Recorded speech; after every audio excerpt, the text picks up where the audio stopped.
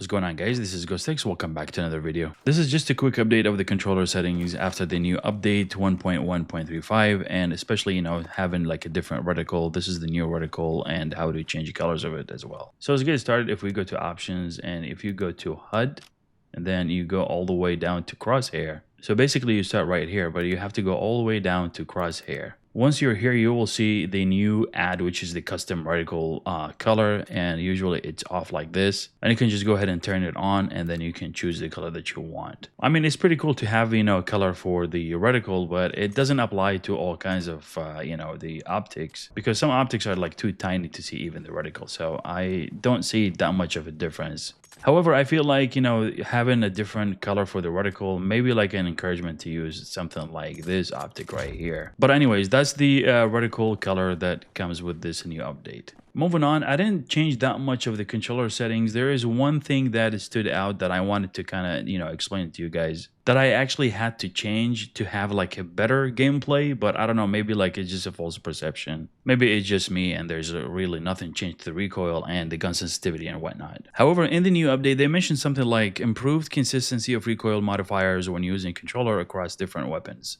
And my translation of this statement is like on controllers, aim assist and recoil handling are tuned a little bit different than on mouse and keyboard. So basically, if each weapon applied modifiers inconsistently, this could lead to like, some guns feeling artificially easy or like hard to control, you know what I mean? So basically this patch, makes the recoil more uniform across all weapons. I don't know, that's just my interpretation of the situation. It might be different for mouse and keyboard, but I think this is true for controller players or the controllers. And with that, I think, some guns might feel a little bit better than before. I'm going to keep on testing and see what's going on, and I will let you guys know like if there's any like difference or any, changes. But anyways, if we go back to controls and if we go to controller settings right here, we're going to start from the infantry aim sensitivity. I have it at 60. This might be a little bit too high for some of you guys, but feel free to change it to whatever you're comfortable with. Field of view, I have it on 120, always like this. Vertical aim ratio, I have it at 56. The zoom ratio, I have it at 75 for the vertical. The uniform infantry aiming, I have it off. Infantry aim assist, of course, it's 100, and infantry aim assist slowdown, I had it previously on 100, but for some reason, when I dropped it to 75 after this new update, I felt a little bit,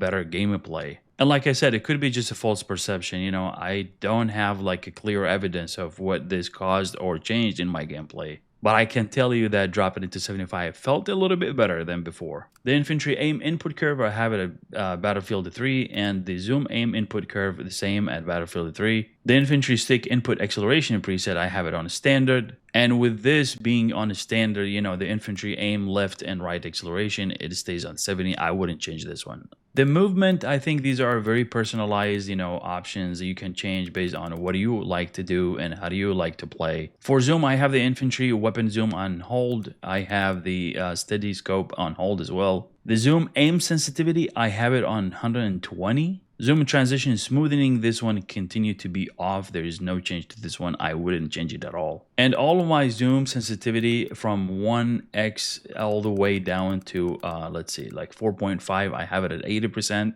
The last four, I have them on 110. And what this basically means, it means that there's like slowdown from your main sensitivity, which is this one. So this is the main sensitivity of your cursor or your crosshair.